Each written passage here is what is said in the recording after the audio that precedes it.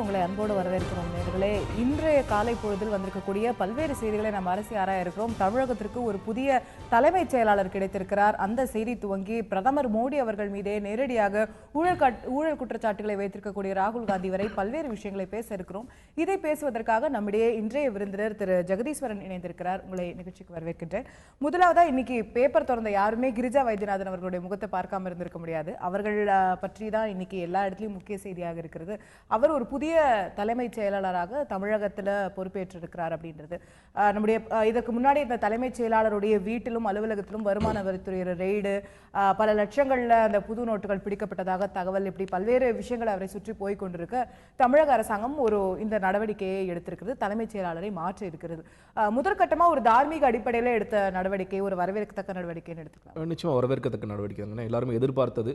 எதிர்கட்சிகள் குரல் கொடுத்தாலும் கொடுக்காவிட்டாலும் இது நடந்திருக்க வேண்டிய ஒரு செயல் தான். ஏன்னா நம்ம எல்லாருக்குமே தெரியும், தமிழக வரலாற்றில் ஒரு தலைமைச் செயலாளர் வீட்டிலையும் அலுவலகத்திலையும் சோதனை இது வரைக்கும் நடந்தது இல்லை. சில அரசியல் காரணங்கள் சொல்லப்பட்டாலும் அதை தாண்டி வலுவான சில குற்றச்சாட்டுகள், வலுவான சில ஆதாரங்கள் இல்லாமல் ஒரு தலைமைச் செயலாளருடைய அலுவலகத்தில் புகுந்து அந்த ஆதாரங்கள் எடுக்கிறது, ஆவணங்கள் எடுக்கிறது சாதாரண விஷயம் கிடையாது. நிச்சயமாக அவர் குற்றச்சாட்டுக்கு ஆளாயிருக்கிறார். அவர் கண்டிப்பாக அந்த கேஸ் நல்லா சரியாக போகணும் அப்படிங்கிற பார்வை எல்லாருக்குமே இருக்குது. ஒன்று. இன்னொன்று, இவர் பதவிக்கு வந்த விதமே நிறைய பேர் அன்னைக்கு சொன்ன மிகப்பெரிய விமர்சனத்துக்கே உள்ளானது. இன்னும் சொல்லப்போனால் இவருக்கு முன்னாடி தான் ஞானதேசிகன் அவர்கள் வந்தபோதும் அது விமர்சனத்துக்கு உள்ளானது. பல சீனியர்ஸ் இருக்கும் பொழுது அவங்கள தாண்டி 12 சீனியர்ஸ் முன்னாடி வராங்க. 1985 பேட்ச் சேர்ந்தவர். அப்பொழுதே அதாவது ஒரு மோகன் வர்கீஸ் சீஃப் செக்ரட்டரி இருக்கும்போது ஞானதேசிகன் ரீப்ளேஸ் பண்ணும்போது அப்பயே சீனியராக கிரிஜா வைத்தியநாதன் இருந்தாங்க. அப்பயே அவங்க வந்திருக்கணும்.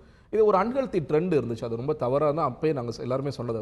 என்னன்னு கேட்டீங்கன்னா, சீனியாரிட்டி படி தான் நியமனம் செய்யணும்னு எதுவும் தனக்கு யார் எஃபிஷியன்ட்னு கண்டிப்பா அதுல மாற்று கருத்து இல்லை. என்னன்னா, அந்த ஒரு ஆஃபீஸருடைய மனநிலிருந்து யோசிக்கும் பொழுது அது அவங்க ஒரு அன்ஹெல்தி ட்ரெண்டாக பார்க்கக்கூடிய சூழல் இருக்குது. அது டாப் லெவல் போஸ்ட், அது டிஜிபியாக இருக்கட்டும், இல்லை ஒவ்வொரு துறைக்கான தலைமை பொறுப்புக்கு வர யாராக இருந்தாலும் நமக்கு முன்னாடி ஒரு 15 பேருக்கு பின்னாடி இருக்கிற நம்ம முன்னாடி போக முடியலை அப்படிங்கிற ஒரு அன்ஹெல்தி ட்ரெண்ட் தவறு அப்படிங்கிற பார்க்குறேன். அது ஒரு ஆஃபீஸர் மனநிலையிலிருந்து.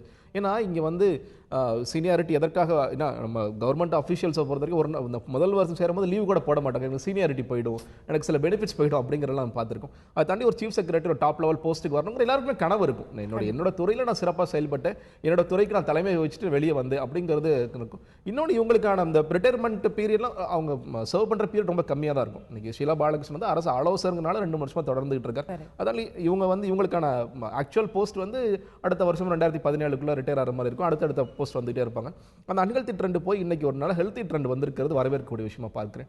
இன்னொன்று, இன்னைக்கு ராம்மோகன் ராவ் அவர் பதவி நீக்கம், இடைநீக்கம் செய்யப்பட்டிருக்காரு. இதில் 2 விதமாக பார்க்கிறேன். நம்ம வழக்கமாக எப்பவுமே சொல்றதுன்னு கேட்டிங்கன்னா, ஒருத்தர் மேல் குற்றச்சாட்டு இருக்குன்னா அதை குறிப்பாக ஒரு தலைமைச் செயலாளர் உள்ள அரசு அதிகாரி மேலே குற்றச்சாட்டு சொல்லும் பொழுது அதை எவ்வளவுக்கு எவ்வளோ சீக்கிரம் விசாரிக்க முடியுமோ அதை விசாரிங்க. 2 விஷயங்களுக்காக. ஒன்று, அவர் உண்மையிலே நல்லவர் இருந்திருக்கலாம், இவர் மேலே குற்றச்சாட்டு இல்லாமல் வேற ஒரு காரணங்களுக்காக செஞ்சிருக்கலாம். அப்படிங்கும்போது தவறு செய்யாத ஒரு மனிதர் சீக்கிரமா அவருடைய பேர் இல்ல இந்த பக்கம் இல்ல அவர் தவறு செய்திருக்கிறார் அப்படின்னா தவறு செய்தவர்களுக்கு சீக்கிரமா தண்டனை கிடைச்சிருக்கு. அப்படிங்கும் பொழுது மற்ற அரசு அதிகாரிகள் நாம் நேர்மையா இருக்க வேண்டிய சூழல் இருக்குது. நம்ம நேர்மையா செய்யணும். நம்ம IAS படிச்சது நேர்மையாக இருக்கிறதுக்கு, மக்களுக்கு சேவை செய்வதற்காக என்ற புரிதல் ஏற்படும். குறிப்பாக அரசியல்வாதிகள், அரசு அதிகாரிகள் மேல எப்போ ஒரு குற்றச்சாட்டு வந்தாலும் அதை எவ்வளவு சீக்கிரம் நம்ம அதை விசாரணை செய்து அந்த விசாரணையை முடித்து அவருக்கு தண்டனை பெற்று தருவதோ இல்லை அவர் ரிலீஸ் செய்வதோ வேண்டும்ங்கிறத நான் பார்க்கிறேன். சோ அந்த விசாரணை ஃபாஸ்டா நடக்கணும்னு ஒரு பக்கம் பார்வைங்க. அதை தொடர்ந்து மற்ற பல ரெய்டுகள் கூட தொடர்ந்துகிட்டே இருக்கு தமிழ்நாட்டில் பார்க்க முடிகிறது. நம்ம அதுக்கும் வருவோம். அதற்கு முன்னாடி கிரிஜா வைத்தியநாதன் அவர்களை பற்றி இன்னொரு எக்ஸ்டென்ஷனா பார்த்தோம்னா, 4வது பெண் தலைமைச் செயலாளர் தமிழ்நாட்டுக்கு.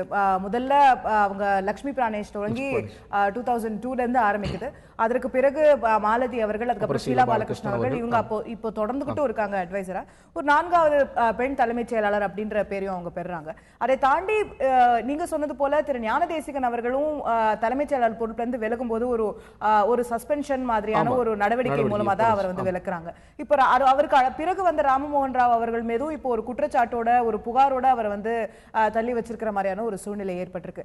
இந்த சூழ்நிலையில அந்த தலைமை பொறுப்புக்கு இவங்க வரும்போது இவங்களுக்கான பொறுப்புகள், ரெஸ்பான்சிபிலிட்டிஸ் அதை சரியா வழிநடத்த வேண்டிய அவசியம் எல்லாமே கூடுதலா இருக்கு அப்படிங்கிறது நிச்சயமா கூடுதலாக இருக்குங்க. ஏன்னா இன்னைக்கு வந்து நம்ம எப்படி அரசியல் ரீதியாக நம்மளோட டாப் வந்து தமிழக முதலமைச்சர் பார்க்குறோமோ அதே மாதிரி எல்லா அரசு அதிகாரிகளுக்கும் டாப் லெவல் போஸ்ட் வந்து சீஃப் செக்ரட்டரி. அதனால தான் நம்ம வந்து எப்பயுமே ரொம்ப தூய்மையா இருக்க வேண்டிய ஒரு நபராக இருக்க வேண்டியது, அதே இடத்துல கடுமையான பணிச்சூழலுக்கு ஆளாக வேண்டியது இருக்கு. நீங்க ஒன்றும் இல்லை, இப்போ 2 நாட்கள வர்தா புயல் குறித்து சென்ட்ரல்ல இருந்து வரப்போறாங்க. அவங்கள கூட்டிட்டு போய் திருவள்ளூர் மாவட்டத்தில், காஞ்சிபுரம் மாவட்டத்தில், சென்னை மாவட்டத்தில் நடந்த புயல் சேதங்களை குறித்து காமிக்கணும். ஏன்னா போன வாட்டி நம்ம வெள்ளம் வந்தபோது கூட சரியாக அதை காமிக்கல அப்படிங்கிற ஒரு குற்றச்சாட்டு கூட எழுதுது. அது இன்னைக்கு பிரதான வேலையாக அவங்களுக்கு இருக்கு. இதே மாதிரி தொடர்ச்சியாக இன்னைக்கு வந்து அன்ஃபில்டு போஸ்ட் நிறைய இருக்கு, இவர்கள் செய்ய வேண்டிய கட்டாயம் நிறைய இருக்கு. இன்னைக்கு புதிய ஒரு அரசாங்கம் அமைந்திருக்கிறது. இன்னைக்கு வந்து ஓபிஎஸ் அவர்களும் 3வது முறை முதலமைச்சரானாலும் முழு ஃபுல் டேர்ம் இருக்க போற ஒரு முதலமைச்சர் இருக்கிறப்ப அவருக்கான அட்வைஸ் தேவைப்படும். அவருக்கு இந்த மாதிரியான பல வேலைகளுக்கு செய்ய வேண்டிய ஒரு சூழ்நிலை இவருக்கு இருக்கு. அதனால நிறைய ரெஸ்பான்சிபிலிட்டி, கூடுதல் ரெஸ்பான்சிபிலிட்டி நினைக்கிறேன்.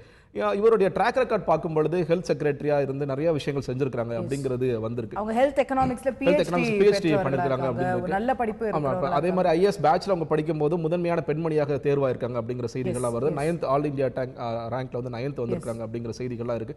நிச்சயமாக ஒரு திறமையான அட்மினிஸ்ட்ரேட்டர் தான். பல மாநில அரசாங்கத்துடைய திட்டங்கள், குறிப்பா இந்த மகப்பேறு திட்டங்கள் சார்ந்த முதலமைச்சர் ஜெயலலிதா அவர்கள் கொண்டு வரும்போதோ இல்ல இந்த சீஃப் மினிஸ்டருடைய அந்த காப்பீட்டு திட்டம் கொண்டு வரும்போதோ அதெல்லாம் முக்கியமா இவங்கள வச்சுதான் அவங்க வந்து செயல்படுத்தினாங்க. இவங்க தான் அதுக்கு முன்னோடியா இருந்தாங்கன்னு சொல்லுவாங்க அப்படிங்கிறது சொல்லப்பட்டிருக்கு. அப்போ வந்து இவர்களுக்கான ரெஸ்பான்சிபிலிட்டி நிச்சயமா அதிகமா இருக்கு. அதை வந்து இவர் கண்டிப்பாக நிறைவேற்றுவார் அப்படிங்கிற ஒரு நம்பிக்கையும் ஒரு வாழ்த்தை நம்ம சொல்லணும்னு நினைக்கிறேன். நிச்சயமா அவர்களுக்கான வாழ்த்துக்கள் நிச்சயமாக. அதே போல அந்த நம்பிக்கையும் தெரிவித்து நம்ம இவர்கள் அப்பாயிண்ட் ஆயிட்டாங்க.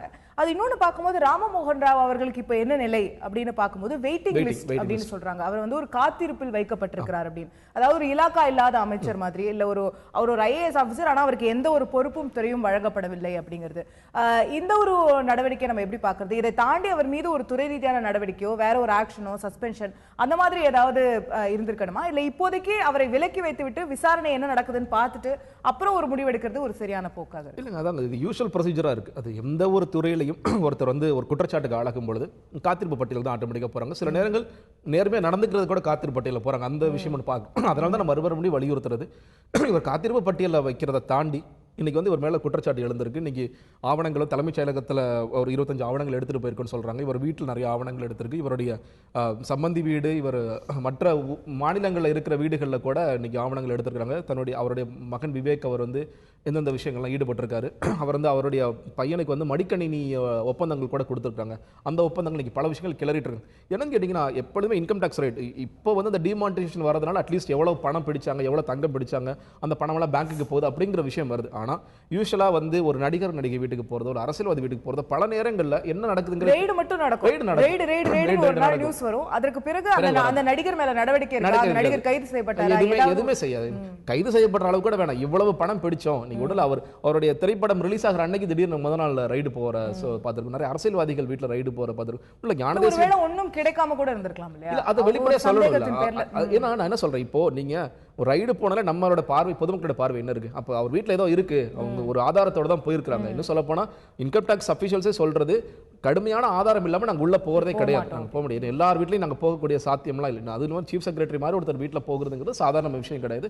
கடுமையான ஆதாரங்கள் இருக்கு எங்களுக்கு. இன்னைக்கு சீஃப் செக்ரட்டரி போயிருக்கிற சேகர் ரெட்டி வந்து அவரை விசாரிக்க பல பேருடைய பெயர்கள் எங்களுக்கு வந்துட்டு இருக்கு. இன்னும் சொல்ல போனா சேகர் ரெட்டி அவரும் இவருடைய தொலைபேசி உரையாடல்களாக நாங்கள் கேட்டிருக்கோம். அதில் வந்து இவர் வந்து பழைய நோட்டை மாத்துறது, பல விஷயங்கள் சொல்லிட்டு இருக்காங்க.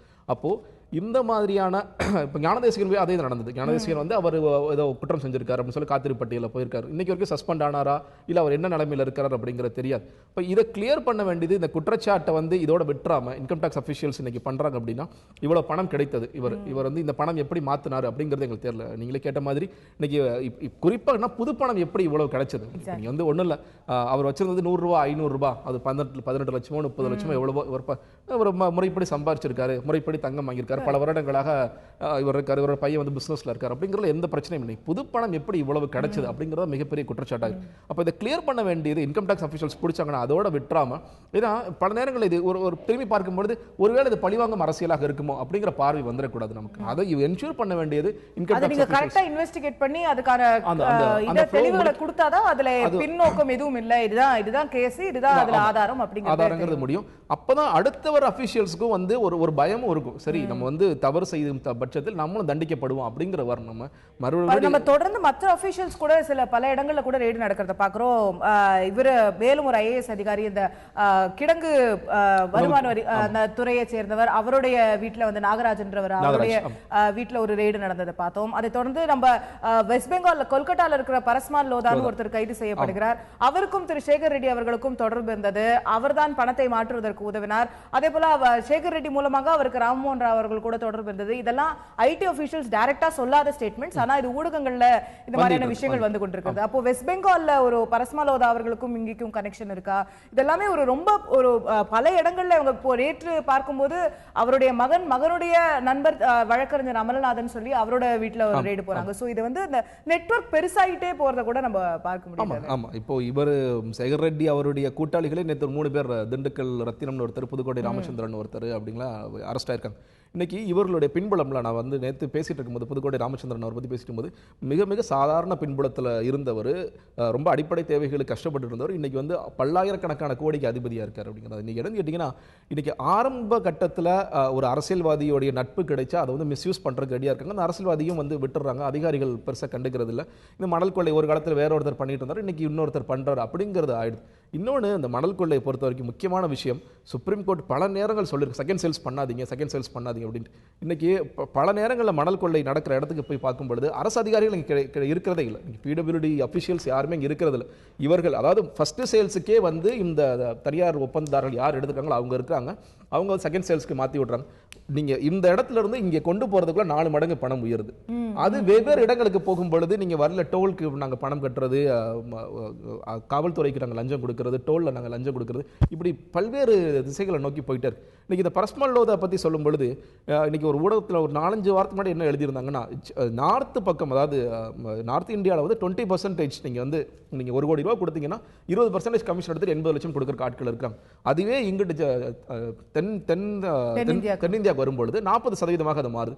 அதை மாதிரி தரதுக்கு 20% ஆட்கள் இருக்காங்க. அப்படி அங்க ஒரு 20%. இப்போ பரஸ்மல் லோதா பற்றி நீங்கள் ரொம்ப தோண்டும் பொழுது அவர் அன்புநாதனுடைய அதுலேயும் அவர் அன்புநாதனுக்கும் தொடர்பு இருக்கு. அவருக்கு அன்புநாதனுக்கும் பரமக்கும் இப்போ ஹவாலா ராக்கெட் பற்றி பார்க்கும்பொழுது இவர்கள் எல்லாருமே ரொம்ப எல்லாருமே அங்கங்கே வந்து ஒரு ஹவாலா ராக்கெட் எல்லா இடத்துலையும் ஒரு ஏஜென்ட் இருக்காங்க.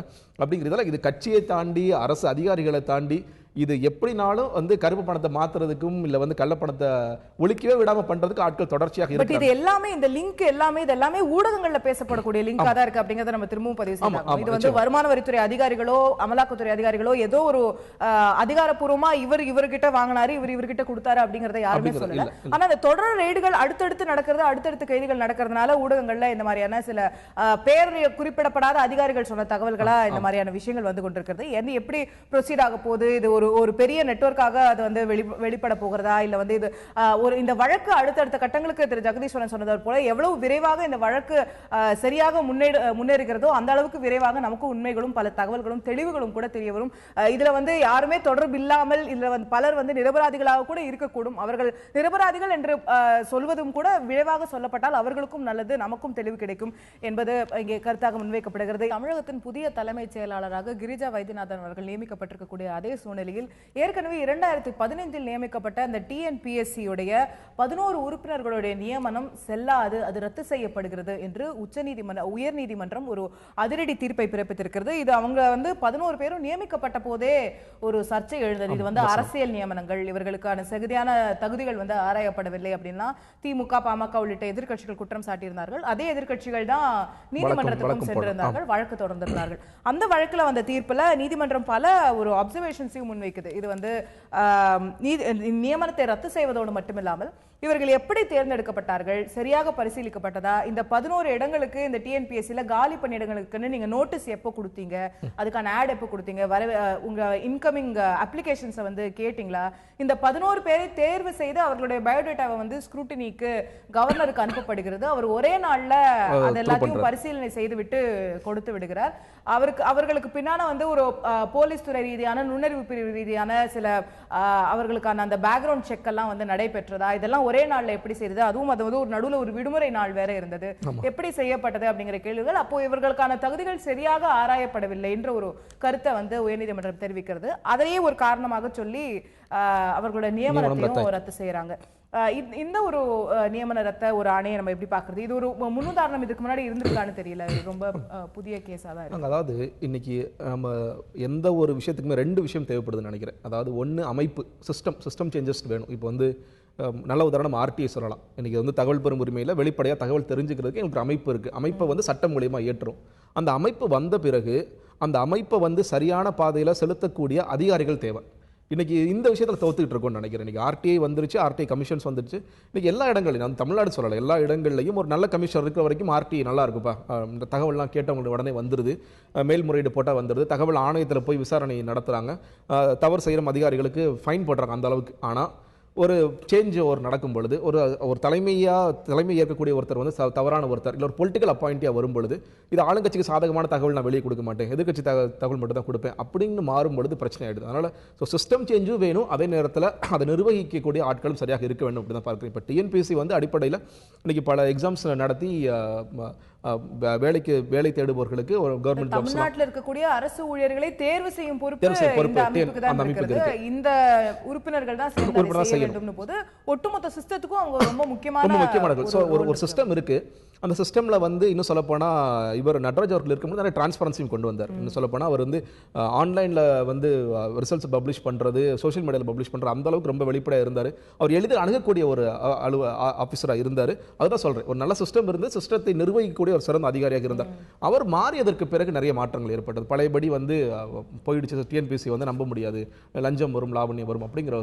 இப்போ குறிப்பாக இந்த நியமனங்கள் இது எல்லா ஜுடிஷியல் பாடி எல்லாத்துலேயுமே வந்து இந்த பொலிட்டிக்கல் அப்பாயின்மெண்ட்ஸ் இது அதிமுக இல்லை, இரண்டு கட்சிகளும். ஏன்னா ஆர்டிஐல முதல்ல திமுக தான் அந்த மாதிரி ஒரு பொலிட்டிக்கல் அப்பாயின்மெண்ட் பண்ணாங்க. அதை தொடர்ச்சி அதிமுக பண்ணிட்டு இருக்காங்க. இந்த பொலிட்டிக்கல் அப்பாயின்மெண்ட் பண்றதால என்னன்னு கேட்டீங்கன்னா, ஒன்று இன்னைக்கு அதிமுக இருக்கிறவங்களுக்கு ஏதாவது ஒரு நமக்கு கிடைச்சிரும். நம்ம ஒரு வேலையை விட்டு போகும் பொழுது நம்ம அதிமுக கட்சியில் சேர்ந்தாலே போதும். இன்னைக்கு நிறைய பேர் வந்து ஒரு கவர்மெண்ட் அஃபிஷியல்ஸ் நாங்கள் வந்து எங்கள் வேலை முடிஞ்சதுக்கப்புறம் போய் கட்சியில் சேர்ந்துட்டா எங்களுக்கு வேற ஒரு அப்பாயின்மெண்ட் கொடுத்துருவாங்க அப்படிங்கிற ஒரு தவறான முன்னுதாரணத்தை ஏற்படுத்துறது. வந்து போலீஸாக இருக்கலாம், நீங்கள் ஐஏஎஸ் அதிகாரியாக இருக்கலாம், அந்த மாதிரியான தவறான முன்னுதாரணத்தை கொடுத்துருது. இது வந்து மிக மிக தவறான ஒரு. அதே நேரத்தில் இவங்க போகும் பொழுது இது மறுபடியும் என்ன ஆகும்னு கேட்டிங்கன்னா, சரி அதிமுகவில் இருந்து சேர்ந்த ஒரு 10-11 பேர் இருக்காங்க அப்படின்னு பார்க்கும் பொழுது இவர்கள் கட்சியை சார்ந்தவர்களுக்கு எளிதாக வேலை கிடைக்கக்கூடியதோ இல்லை வந்து அதில் மால் பிராக்டிஸ் கொண்டு வரது. நம்ம வியாபம் ஸ்கேம் கிட்டத்தட்ட அதுதான். வியாபம் ஸ்கேமில் வந்து எங்களுக்கு தெரிஞ்சவங்களுக்கு பணம் வாங்கி கொண்டு பல பேர் கொண்டு அதே மாதிரியான நிகழ்ச்சிகள் இங்கே. ஒரு கட்சி சார்ந்து இருப்பதோ இல்லை ஒரு கட்சியில் உறுப்பினராக இருப்பதோ மட்டுமே அவருக்கு எதிரான ஒரு இதுவாக மாறிடக்கூடாது இல்லையா? ஒரு கட்சியில் இருக்கேங்கிறதுக்காகவே அவர் அப்பாயிண்ட் பண்ணக்கூடாதுன்னு எந்த அது கிடையாது. அது வந்து அவங்க கட்சிக்காரங்க அப்படின்ற ஒரு முத்திரை வந்துருச்சுன்னா, பட் அவங்க எஃபிஷியன்ட்டா கூட இருக்கலாம். நிச்சயமா இருக்கலாம். எப்படி நிச்சயமா இருக்கலாம். அதாவது என்னன்னு கேட்டீங்கன்னா, இன்னைக்கு கட்சிக்காரங்களாக இருந்தா கூட இன்னைக்கு வந்து ஏஇ போஸ்ட், ஜேஇ போஸ்ட் எல்லா போஸ்ட்டுக்கும் இன்னைக்கு தமிழகத்தில் வந்து தொடர்ச்சியாக இவ்வளவு பணம் கொடுத்தாதான் உங்களுக்கு போஸ்ட் கிடைக்கும் அப்படிங்கறத சொல்றாங்க.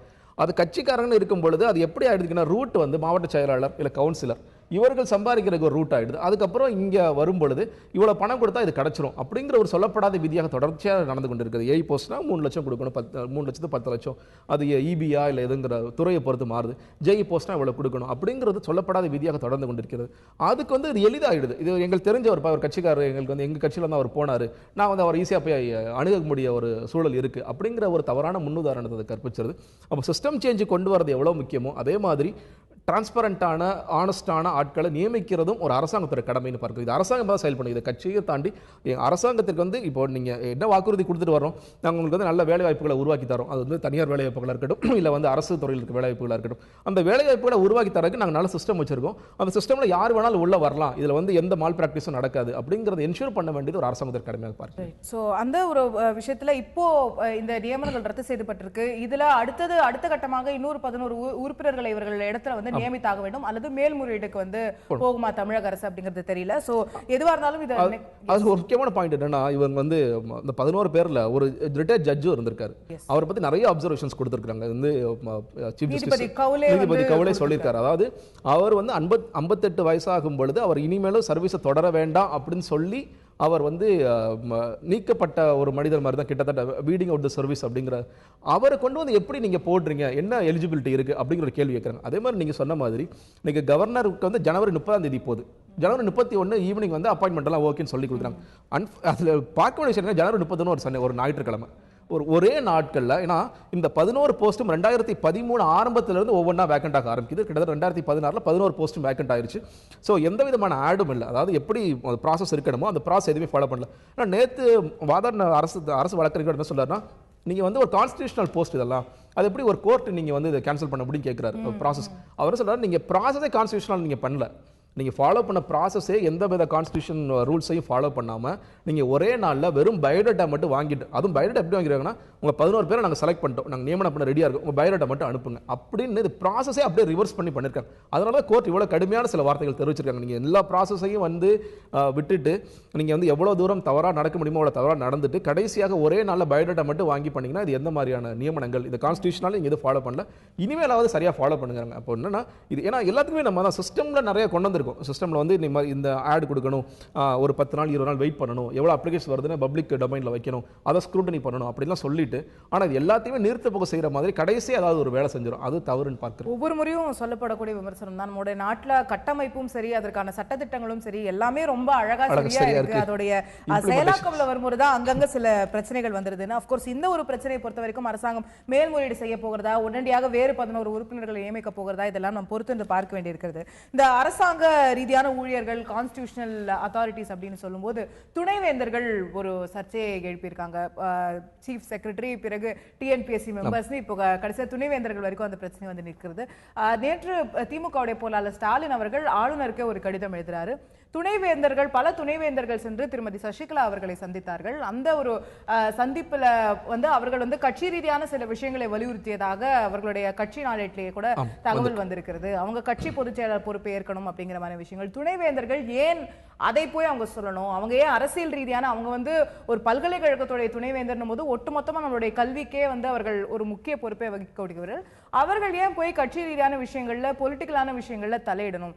இது வந்து அவர்களுடைய பதவிக்கு வந்து சரியானதல்ல அப்படின்னு சொல்லி அவர்களை பதவி நீக்கம் செய்யணுங்கிற அளவுக்கு ஒரு கடுமையான கோரிக்கையை சொல்லி ஆளுநருக்கு அவர் கடிதம் எழுதுறாரு. பட் அந்த வைஸ் சான்சலர்ஸ் சில பேர் ஊடகங்கள்ல பேட்டியும் கொடுத்திருக்காங்க. அதுல அவங்க சில நாளிதழ்களை பேட்டி கொடுக்கும்போது அவர்கள் தரப்புல அவங்க சொல்லக்கூடியது, நாங்க அரசியல் ரீதியான விஷயங்களுக்காக எல்லாம் போகல, மறைந்த முன்னாள் முதலமைச்சர் அவர்களுக்கு ராஜாஜி ஹால்ல போய் மரியாதை செலுத்தணும்னு நான் நினைச்சேன், ஆனா என்னால போக முடியலன்னு, நான் போயஸ் தோட்டத்துல அவங்களுடைய படம் வச்சிருக்காங்க, அங்க மலரஞ்சலி செலுத்துறதுக்காக நான் போனேன். அப்படியே அவங்களோட தோழி அங்க இருக்கும்போது அவர்களையும் சந்தித்து ஆறுதல் கூறிவிட்டு வர வேண்டிய நிலைதான், அதுதான் நான் செஞ்சேன்னு ஒரு துணைவேந்தர் டீடைல்டாவே சொல்லியிருக்காரு, ஒரு பேப்பர்லன்னு பார்க்க முடியுது. ஸோ இது அரசியல் ரீதியான சந்திப்பில் அவர்களே கிளாரிஃபை பண்ண பிறகு, அவர்கள் ஒருத்தரே சொன்ன பிறகு அந்த குற்றச்சாட்டு இன்னமும் பொருந்தும் நினைக்கிறீங்க? இல்லைங்க, அது இவர்கள் ஒரு கிளாரிஃபிகேஷன் விளக்கம் கொடுக்கறதுக்கு முன்னாடியே அதை யோசிச்சிருக்குன்னு நினைக்கிறேன். இவங்க வந்து சாதாரண மனிதர் கிடையாது, துணைவேந்தர்கள், பல்கலைக்கழக துணைவேந்தர்களாக இருக்கிறவங்களுக்கு இப்போ சசிகலா எந்த ஒரு கவர்மெண்ட் போஸ்ட்டும் இல்லாத ஒருத்தரை போய் சந்திக்கும் பொழுது நிச்சயமாக இது விமர்சனத்துக்கு உள்ளாகுங்கிறது அவங்களே யோசிச்சிருக்கணும்னு நினைக்கிறேன். இது வந்து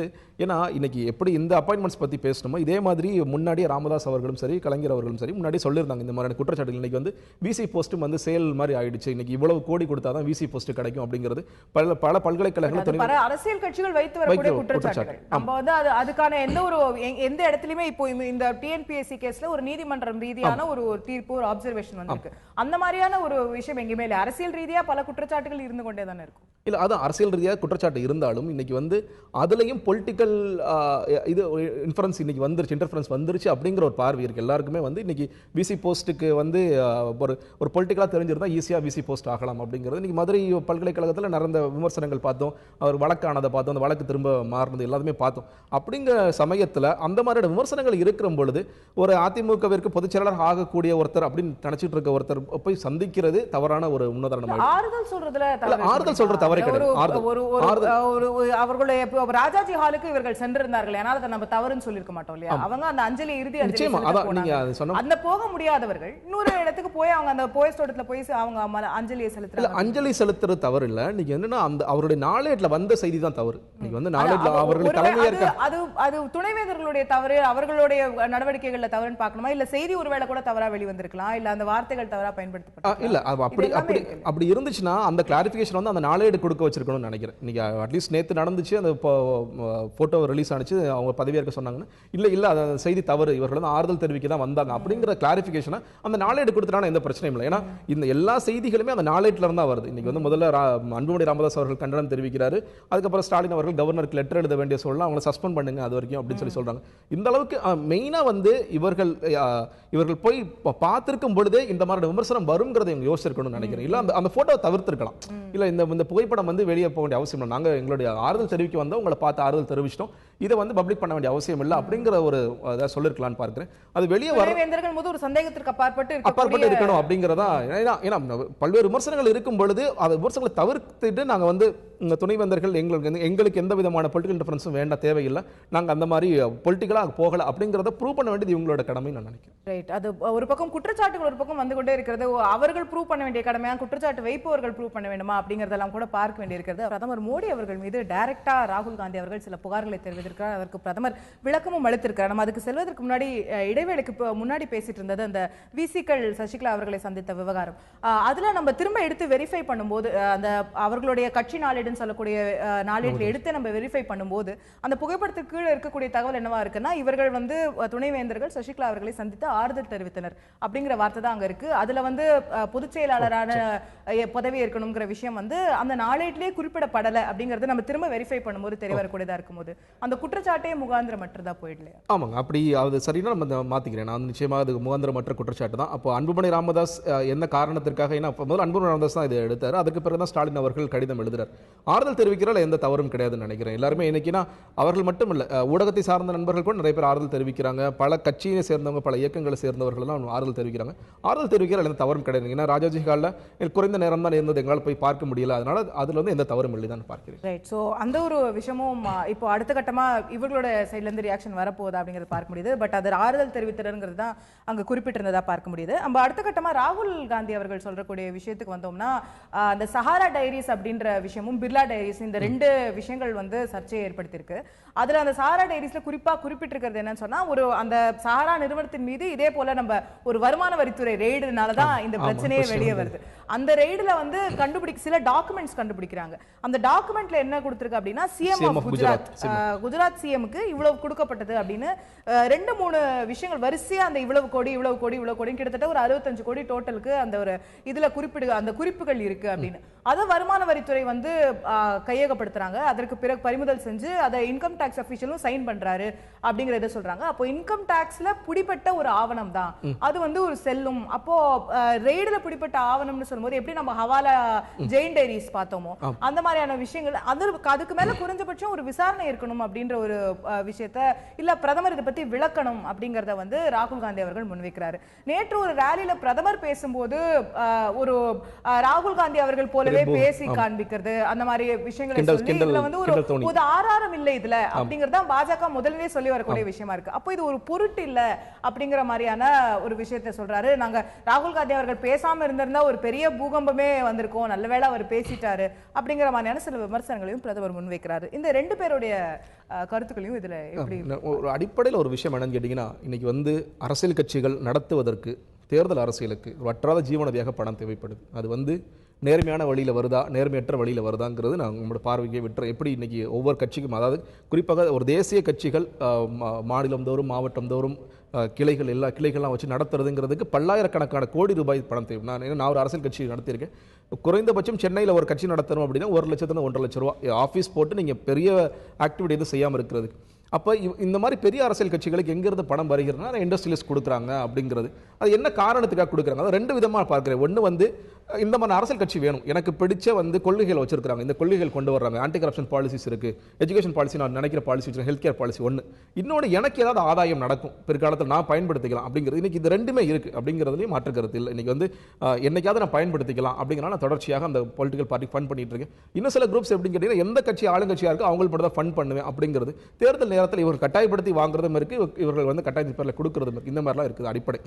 அப்போ இந்த குற்றச்சாட்டு இப்போ சிஎம் ஆஃப் குஜராத் அப்படிங்கிறது வந்திருக்கு அப்படின்னா, இந்த மாதிரியான குற்றச்சாட்டு எல்லா அரசியல்வாதிகள், அதாவது பெரும்பான்மையான கட்சிகள் அரசியல்வாதிகள் மேல் தொடர்ச்சியாக வந்துகிட்டு தான் இருக்கும். இன்னைக்கு கிளீனா டிரான்ஸ்பரண்டா இன்னைக்கு அரசியல் கட்சிகள் நடத்தாத வரைக்கும் ஒவ்வொருத்தரும் வந்து நாங்கள் ரொம்ப வெளிப்படையாக எங்களுக்கு வந்து நன்கொடை காமிக்கிறோம், எங்களுக்கு இன்னைக்கு ஒரு ரேலி நடத்துறோம்னா இவ்வளவுதான் செலவாகுது அப்படிங்கிறதெல்லாம் காண்பிக்காத வரை இந்த பிரச்சனை தொடரும். ஒன்று.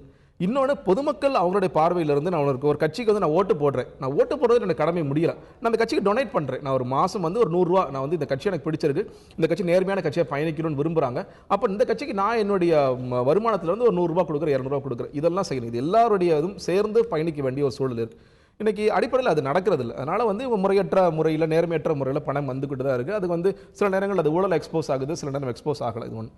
இன்னைக்கு இப்போ ராகுல் காந்தி அவர்கள் சொன்னதும் இன்னைக்கு இன்னொன்று, இந்த வழக்கு வந்து ஏற்கனவே பிரசாந்த் பூஷன் அவர்கள் இந்த வழக்கை தொடுத்திருக்கிறாரு உச்சநீதிமன்றத்தில். வந்து உச்சநீதிமன்றம் இது போதான ஆதாரம் இல்லைன்னு இல்லைன்னு சொல்லியிருக்காங்க. ஆனால் வந்து அந்த வழக்கு இன்னும் முழுமையாக நிராகரிக்கப்படல அப்படிங்கிறத நான் கேள்விப்பட்டேன். வந்து ஃபுல்லாக வந்து இல்லை, இந்த வழக்கு வந்து நாங்கள் டிஸ்மிஸ் பண்ணுறோம் அப்படிங்கிறது நிலைமைக்கு வரல அப்படிங்கிறது சொல்கிறாங்க. அப்போது இந்த இன்னொன்று, இப்போ ராகுல் காந்தி அவர்கள் எல்லாரும் எதிர்பார்த்து என்னன்னா பெரிய பூகம்பம் வரப்போகுது நான் வந்து சொல்கிறத பொறுத்து அப்படிங்கிற ஒரு பெரிய ஸ்ட்ராட்டஜி ஏதோ ஒன்று கொண்டு வர போகிறேன் அப்படின்னு நினச்சிட்டு இருக்கும்பொழுது ஏற்கனவே வந்த குற்றச்சாட்டை இவர் மறுபடியும் வைக்கிறார். இவர் அப்படி பார்க்கும் பொழுதே எல்லாரும் என்ன, சரி பெரிய குற்றச்சாட்டை தான் சொல்ல போறாரு, பெரிய ஊழல் எக்ஸ்போஸ் பண்ண போறாரு நினைச்ச நேரத்தில் அது வந்து ஒரு ஏற்கனவே வந்த ஒரு குற்றச்சாட்டு உச்சநீதிமன்றம் நிராகரித்த ஒரு ஆவணம் சொல்லும்போது அது அவ்வளவு பெரிய விஷயம் இல்லை அப்படிங்கிறத. ஆனா அதை வந்து ஒரு பிரதம மந்திரியா இருக்கிற மோடி அவர்கள் ராகுல் காந்தியை நீங்கள் வந்து எதிர்கட்சி தலைவராக ஏற்றுக்கிறேன் இல்லாட்டி ஒரு பிரதான கட்சியின் ஒரு முக்கியஸ்தர் அவரை வந்து கிண்டல் பண்ண வேண்டிய அவசியம் இல்லைன்னு நினைக்கிறேன். இது வந்து தேர்தல் மேடை கிடையாது. நான் வந்து தேர்தல் ரொம்ப உச்சபட்சத்தில் இருக்குது, நாங்கள் என்ன வேணாலும் பேசுவோம், அதுவே தவறு, அதிலே நாகரிகம் இருக்கணும்.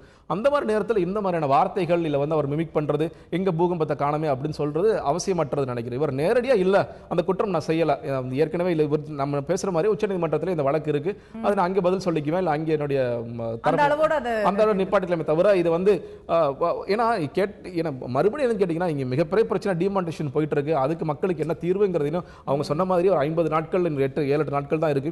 அதுல வந்து சரி 1ஆம் தேதி பிரச்சனை எல்லாம் தீர்ந்துருமா, சுமூகமா ஆயிடுமா அப்படிங்கறத நோக்கி எல்லாருமே பயணிக்க வேண்டிய சூழல்ல இது திசை திருப்புற வேலைக்கு பாருங்க. ரெண்டு பேருமே, நான் வந்து காங்கிரஸையும் சொல்றேன் இவங்களையும் சொல்றேன், இதுக்கு நீங்க என்ன சொல்லுங்க. இன்னைக்கு வந்து ரெண்டு விதமான செய்திகள் வருது. ஒன்னு 30% தான் வந்து புது நோட்டுகள் அடிச்சிருக்குன்னு சொல்றாங்க, ஒரு பக்கம் 50% நோட்டுகள் அடிச்சிருக்காங்க. அப்ப 1ஆம் தேதி இது எப்படி சரி பண்ண போறோம், எவ்வளவு தூரம் அந்த கேஷ்லெஸ் பணப்புழக்கம் எப்படி சரி பண்ண போறோம், நீங்க கேஷ்லெஸ் சொல்லிருக்கீங்க, அது எந்த அளவுக்கு வெற்றி ஆயிருக்கு அப்படிங்கிற டேட்டாலாம் எடுத்தா அது கொஞ்சம் நல்லா இருக்கும் நான் பார்க்கிறேன். நிச்சயமா. சோ அதுல ஃபோக்கஸ் இருக்கணும் இந்த மாதிரியான விஷயங்களையும் தாண்டி அப்படின்னு சொல்றீங்க. பட் இது தெரிஞ்சோ தெரியாமலோ இது வந்து ஒரு ஊழல் புகார். இப்போ டிமானிட்டைசேஷன் இது முக்கியமா இல்லையா அப்படிங்கறதெல்லாம் தாண்டி ஊழல் புகார ராகுல் காந்தி அவர்கள் முன்வைக்கிறார். ஃபர்ஸ்ட் அதற்கான முகாந்திரம், இப்போ இவருக்கு சிஎம் ஆஃப் குஜராத்துக்கு இவ்வளவு பணம் கொடுக்கப்பட்டது அப்படின்னு அவங்க அதுல போட்டிருக்காங்க.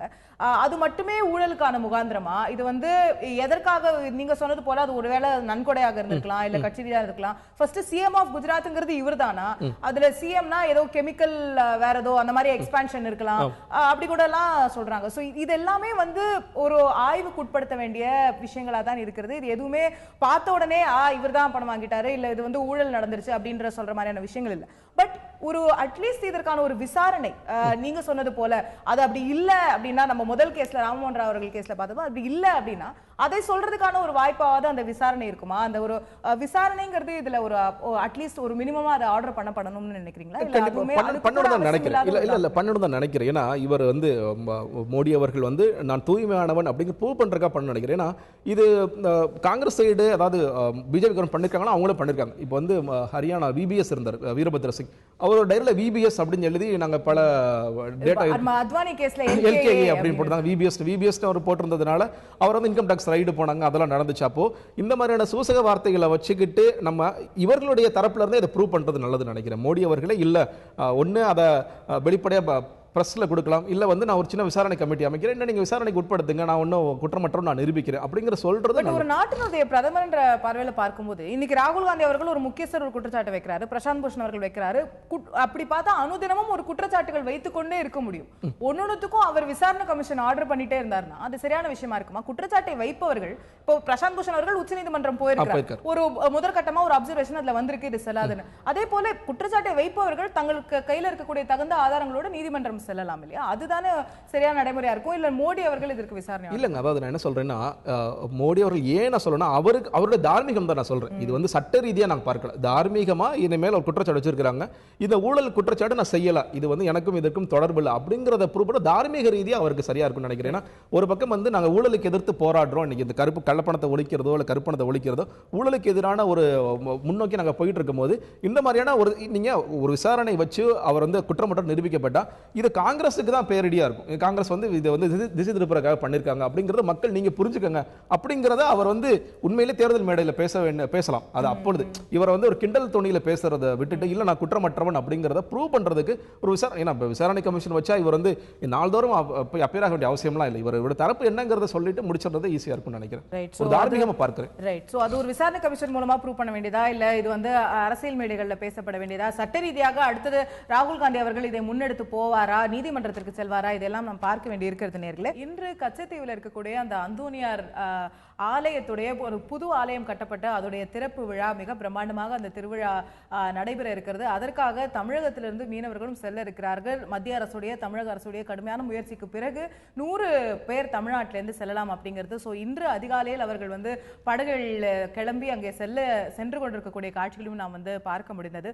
ஒரு பக்கம் இவர்கள் வந்து சந்தோஷமா திருவிழாக்கு இது போறாங்க அப்படிங்கிறது நிச்சயமா ஒரு மத்திய அரசாங்கமும் சரி தமிழக அரசாங்கமும் சரி கொடுத்த அழுத்தத்திற்காக நமக்கு ஒரு 100 பேர் இன்னைக்கு போறாங்க அப்படிங்கிறது நடந்திருக்கு. அது ஒரு வரவேற்கத்தக்க விஷயம் பார்த்தா கூட நேற்று வரை கூட தொடர்ந்து மீனவர்களுடைய கைதும் தொடர்ந்து கொண்டிருக்கிறதை பார்த்தோம். நேற்று முந்தா நேற்று வரை கடைசியா முதலமைச்சர் வந்து பிரதமருக்கு கடிதம் எழுதியிருந்தார். கிட்டத்தட்ட 50 மீனவர்கள் இப்ப நம்முடைய மீனவர்கள் அங்க சிறைகள்ல இருக்காங்க, அவங்களை மீட்டு கொண்டு வரணும் அப்படிங்கிறதுக்கான விஷயம். சோ ஒரு பக்கம் இந்த சந்தோஷமான நிகழ்வுனா கூட இன்னொரு பக்கம் அந்த கைதுகளும் தொடர்றதை பார்க்க முடிகிறது. அதாங்க, அதாவது இந்த கைது செய்யப்பட்ட மீனவர்களே நீங்க செய்திகள் அடிப்படையில் பார்க்கும்போது நெடுந்தீவை தாண்டி பண்ணிட்டு இருந்தாங்க. நெடுந்தீவில் பிடிச்சிருந்தாங்க. நெடுந்தீவுங்கிறதே கச்சத்தீவை தாண்டி தான் இருக்குது கிட்டத்தட்ட. அதாவது ஸ்ரீலங்கா பார்டர் அந்த பக்கம் தான் போகுது. நம்ம மறுபடியும் சொல்கிறது என்னன்னு கேட்டிங்கன்னா, ஒரு பக்கம் வேறு வழி இல்லாமல் தங்களுடைய வாழ்வாதாரத்திற்காக நம்மளுடைய மீனவர்கள் எல்லை தாண்டுகிறார்கள். எந்த பிரச்சனைக்கும் எப்பொழுது தீர்வு வரும்னா உண்மையை ஒத்துக்கிட்டா தான் அதுக்கு அடுத்த தீர்வு. அதை வந்து நம்ம அரசியல் காரணங்களுக்காக மறுபடியும் நம்ம என்ன சொல்கிறோன்னா இல்லை நம்ம சரியாக தான் இருக்கிறோம், இலங்கை ராணுவம் வந்து நம்மளை பிடிச்சி இழுத்துட்டு போகிறாங்க அப்படிங்கிறது. இந்த உண்மையை ஒத்துக்கிட்டு நம்ம ஒவ்வொரு வாட்டியும் பேச்சு வார்த்தையும் போது இவங்க என்ன சொல்கிறாங்கன்னா, நீ குறிப்பாக விசைப்படகுல வராதிங்க. ஏன்னா ஸ்ரீலங்கா வந்து பேன் பண்ணாங்க விசைப்படகு. நாங்கள் பயன்படுத்துறது நாங்கள் நாட்டு படகு தான், பாரம்பரிய மீன்பிடிப்பு முறை தான். நாங்கள் ஆழ்கடல் மீன்பிடிப்பு போகிறதுக்கு நாங்கள் வந்து அந்தமான் பக்கம் வரைக்கும் போகிறோம், நீங்களும் அதை செய்யுங்க அப்படிங்கிறாங்க. நம்ம அந்த டீப் சீ ஃபிஷிங்கிறது வந்து தமிழக அரசாங்கம் கூட முயற்சி பண்ணாங்க. நான் உண்மையை சொல்லணும்னா சீரியஸாக ஏடிஎம்கே அரசாங்கம் ஜெயலலிதா அவர்கள் போன பீரியட்லையும் சரி இந்த பீரியட்லையும் சரி உங்களுக்கு நாங்கள் சப்சிடிஸ் கொடுக்குறோம். நாங்கள் வந்து 25% சொன்னாங்க, அப்புறம் 50% வரைக்கும் சப்சிடி கொடுக்குறோம். ஆழ்கடல் மீன்பிடிப்பு செஞ்சீங்கன்னா நாங்கள் அரசு உதவுகிறது. ஏன்னா அந்த ஒரு ஆழ்கடல் மீன்பிடிப்புக்கான படகு கட்டமைக்கிறதுக்கு ஒரு 70 லட்சம் ரூபா ஆகுது அப்படிங்கிறது மீனவர் தரப்பு சொல்றாங்க. தனி ஸ்பெஷல் போட்ஸ். ஆமா, அது 70 லட்சம் ரூபா 80 லட்சம் ரூபா ஆகுது. 50% கொடுத்துறாங்க. மீனவர் தரப்புல சொல்ற ஒரு முக்கியமான விஷயம் என்னன்னு கேட்டீங்கன்னா, மீதி இருக்க 50 லட்சம் எங்களுக்கு பேங்க் லோன் கூட கிடைக்க மாட்டேங்குது. அது இதர் கோஆபரேட்டிவ் லோனா இருக்கலாம், பேங்க் லோன் இருக்கு. அதுக்கு நீங்க யாருமே ஏற்பாடு பண்ணி தர மாட்டேங்கிறாங்க. ஒரு 5-6 பேர் சேர்ந்து நீங்க கட்டமீங்கன்னு சொல்றீங்க, அதை ரொம்ப ஈஸியா சொல்லிடுறீங்க. நாங்க ஒவ்வொருத்தரும் 5 லட்சம் 6 லட்சம். ஒருவேளை நஷ்டப்பட்ட அந்த நஷ்டத்தை யார் தலைக்கு அப்படிங்கிறது ஒரு மிகப்பெரிய கேள்வியா இருக்கு. அப்ப மத்திய அரசாங்கத்துடைய பார்வை கேட்டீங்கன்னா, நீங்க வந்து அந்த மீதி சப்சிடி கூட நீங்க கொடுக்க வேணாம், நீங்க பேங்க் லோன்ஸ் வந்து உங்களுக்கு அரேஞ்ச் பண்ணி கொடுங்க. நீங்க வந்து இவ்வளவு காலத்துல கட்டணும் அப்படின்னு சொல்லிட்டு பண்ணுங்க. அப்படி பண்ணீங்கனாலே அந்த ஆழ்கடல் மீன்பிடிப்பு தான் இதுக்கு வந்து முக்கியமான தீர்வு. அந்த தீர்வை விட்டுட்டு நம்ம மறுபடியும் எல்லை தாண்டி போயிட்டே இருந்தால் இது தொடர்கதையாக தான் இருக்கும். நம்ம மறுபடியும் பேசிட்டே இருப்போம், 50 மீனவர்கள் கைது செய்யப்படுவாங்க, அப்புறம் கடிதம் எழுதுறதுக்கு அப்புறம் இவங்க ரிலீஸ் பண்ணுவாங்க. இது தொடர்ந்துட்டு தான் இருக்கும். இது நிற்கணும் அப்படிங்கிறது முக்கியம். இன்னொரு பக்கம் இந்த அந்தோனியர் அந்த சர்ச்சை வந்து இன்னைக்கு புதுப்பிச்சு இன்னைக்கு கூப்பிட்டுருக்குது ரொம்ப மகிழ்ச்சியான விஷயம். இந்த மாதிரியான உறவுகள் தொடரணும். இன்னைக்கு வந்து அதிகாரிகள் மட்டத்தில் அரசு தரப்பு மட்டத்தை தாண்டி மீனவர்கள் மத்தியில் இந்த உறவு தொடரணும். பீப்புள் டு பீப்புள் கனெக்ட் இருக்கு. இதுக்கு இவர் மீனவர்கள் தடியா இருக்காங்க. ஆனா இன்னைக்கு இலங்கை மீனவர்கள் சொல்றது, இலங்கை தமிழ் மீனவர்கள் சொல்றது, தயவு செஞ்சு எங்க பக்கம் வராதிங்க. பல நேரம் வாழ்வாதாரம் பாதிக்குது. நாங்க வந்து இப்போ எல்டிடி போர்னால நம்மளால பாதிக்கப்பட்டிருந்தோம், நாங்க மீன் பிடிக்காம இருந்தோம். அப்ப எங்களோட வாழ்வாதாரத்தை தயவு செஞ்சு பாதிக்காதீங்க. நீங்க நாட்டுப்படகுல வாங்க. அவங்க மறுபடியும் ஒன்றும் இல்லை, நம்ம ராமேஸ்வரத்தில் இருக்கிற நாட்டுப்படகு மீனவர்களுக்கும் விசைப்படகு மீனவர்களுக்குமே சண்டை வருது. அவங்க என்ன சொல்றாங்கன்னா, நீங்க விசைப்படகு எடுத்துட்டு போகாதீங்க, விசைப்படகு நீங்க எடுத்துட்டு போறதுனால எங்களுடைய வாழ்வாதாரம் பாதிக்குது, அவங்க எங்களே அரெஸ்ட் பண்றாங்க. நாட்டுப்படகுல போனீங்கன்னா அவங்க அரெஸ்ட் பண்றது கிடையாது. இன்னொன்று இவங்க சொல்றது கேட்டீங்கன்னா, ரொம்ப வருஷமாவே நம்மளோட விசைப்படகு மீனவர்கள் எங்களுக்கு ஒரு 3 வருஷம் டைம் கொடுங்க, 3 வருஷம் டைம் கொடுங்கன்னு சொல்லிட்டு இந்த 3 வருஷம் எக்ஸ்டெண்ட் ஆகிட்டே இருக்கே தவிர அது இல்லை ஒரு வருஷம் முடிஞ்சிருச்சு நாங்கள் 2 வருஷத்துல எங்களை மாற்றிக்கிறோம் அப்படிங்கிறது சொல்ல மாட்டேங்கிறாங்க. அப்போ டீப் சீ ஃபிஷிங் போங்க.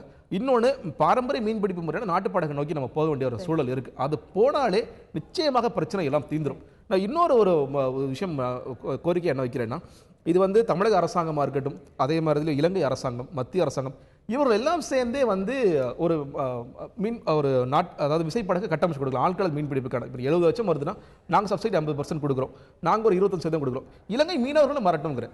மொத்தமாக ஒரு 6 பேர் இருக்கோம், நீங்க ஒரு 3 பேர் வாங்க, நாங்க ஒரு 3 பேர் வாங்க, இணைந்து போயிட்டு வரலாம். இது ஒரு பிரதானமான ஒரு முக்கியமான ஒரு மாற்றமா இருக்கும். அந்த மாற்றத்தை நோக்கி போகும்பொழுது ஒரு நல்ல சுமூகமான தீர்வுகள் ஏற்படக்கூடிய சாதகம் இருக்கு பார்க்கிறேன். நிச்சயமா. சோ இரு தரப்பு மீனவர்களும் கூட இதுல வந்து அவர்களுக்குள்ள கோஆபரேட் பண்ணிக்கொண்டு இதை வந்து செய்யலாம், ஒத்துழைத்து கொண்டு செய்யலாம் அப்படிங்கிற தமிழக அரசாங்கமும் பல நடவடிக்கை எடுக்க வேண்டி இருக்கிறது அப்படிங்கிறது இங்கே பதிவு செய்யப்படுகிறது. அப்கோர்ஸ் இந்த மீனவர் பிரச்சனைக்கு ஒரு நிரந்தர தீர்வு வர வேண்டும் என்ற ஒரு எதிர்பார்ப்பு தான் அனைவருக்கும் இருக்கும். அதற்கு ஒரு முதல் படியாக இந்த இரண்டு நாட்டு மக்களும் இந்த அந்தோனியார் ஒரு திருவிழாவில் வந்து சந்தித்து அவர்கள் வந்து தங்களுடைய உறவுகளை பலப்படுத்திக் கொள்ள வேண்டிய அவசியத்தும் இங்கே வந்து பார்க்க முடிகிறது. இதையெல்லாம் தாண்டி இன்று திமுக தலைவர் கருணாநிதி பூர்ணமாக நலம் பெற்று மருத்துவமனையிலிருந்து வீடு திரும்புகிறார் அப்படிங்கிற செய்தியும் இன்றைய ஒரு முக்கியமான செய்தியாக இருக்கிறது. அவர் பூர்ண குணம் பெற்று வீடு திரும்புவதற்கான வாழ்த்துக்களோடு இந்த நிகழ்ச்சியை நிறைவு செய்வோம். நேயர்களே, நிகழ்ச்சியில் கலந்து கொண்டு கருத்துக்களை தெரிவித்த ஜெகதீஸ்வரன் அவர்களுக்கு நன்றி. பார்த்த உங்களுக்கும் நன்றி. தொடர்ந்து இணைந்திருங்கள். தந்தி தொகுப்பாக.